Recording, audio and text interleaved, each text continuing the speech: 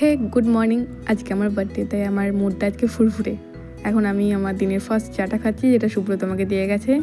এই যে পায়েস বানানোর সব জিনিসপত্র রেডি, আমি পায়েস বানাবো। পায়েস আমি নিজের হাতে বানাচ্ছি। এখন আমার নিজের পছন্দ মতো ব্রেকফাস্ট আমি বানিয়ে নিয়েছি, ডিম টোস্ট আর ব্রেড। এটা খেয়ে নিই। এখন লাঞ্চের প্রিপারেশন চলছে। ভেবেছিলাম ভেজিটেবল পোলাও বানাবো, কিন্তু সেটা হয়ে গেছিলো চিকেন পোলাও। ওকে, রান্না হয়ে গেছে, আমি চান করে নিয়েছি, একটা নতুন জামা পরতে, জন্মদিন বলে কথা, পড়াও হয়ে গেছে। তাই আমি দেখছি ফাইনাল চেক। এই যে আমার লাঞ্চ রেডি।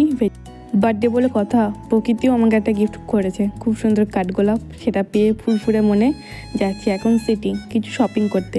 সিটি যাওয়ার রাস্তাতেই এই যেখানে বাইক থাকে সেখানেই মন্দিরটা পড়ে, যখনই আসি মন্দিরটা বন্ধ, ব্যাড লাক। যাই হোক, এখন বেরিয়ে গেছি, সিটি যাওয়ার উদ্দেশ্যে রওনা দিয়ে দিয়েছি। হ্যাঁ, একটু জামা কাপড় কিনবো, শপিং করব, এটাই জন্যই যাচ্ছি।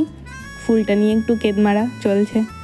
যাই হোক, এখানকার রাস্তাগুলো খুব উঁচু নিচু, মানে পাহাড় কেটে বানানো হয়েছে। যাই হোক, এখন স্কুটিকে খাওয়াতে হবে, ওরও খিদে পেয়েছে, বার্থডে বলে কথা, ওরও স্পেশাল স্ট্রিক চাই।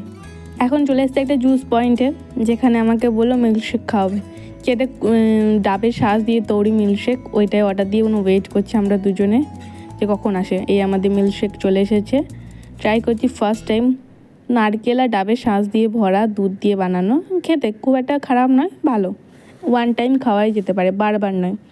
এখন চলে এসে শপিং মলে, কি ভিড় এখানের মলগুলোতে, মানে মনে হচ্ছে দুর্গাপুজো। আমাদের দুর্গাপুজোর সময় যেমন ভিড় হয় সেরকম।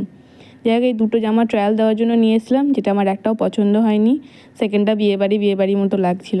আবার খোঁজা চলছে। যাই হোক, এখন খুঁজে দুটো জামা নিয়েছি, পছন্দও হয়ে গেছে, শপিং ডান। এবার বেরিয়ে যাচ্ছি। কেকের শপে চলে এসেছি কেক নিতে, বার্থডে কেক। যে মন্দিরটা যাবার সময় বলে গেছিলাম যে বন্ধ, এই যে এখন আরতি চলছে, কপাল ভালো আমার।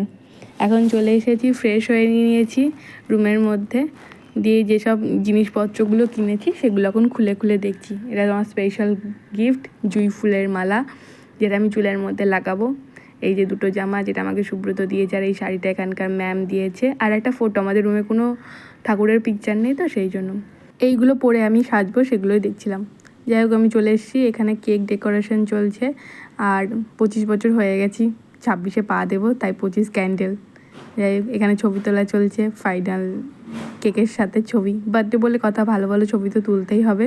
তো আর কেকটা খুব সুন্দর দেখতে হয়েছে, এটা ম্যাঙ্গো কেক ছিল। এই যে আমার লুক, একটু কেরালা স্টাইলে সাজার চেষ্টা করেছি, যেহেতু শাড়িটা এখানকার। এই যে কেক কাটিং সেলিব্রেশন চলছে, সবাই আমাকে উইশ করবেন, আমার জন্য নতুন বছরটা খুব ভালো যায়। আর ব্লগটা ভালো লেগে থাকলে একটু লাইক করবেন।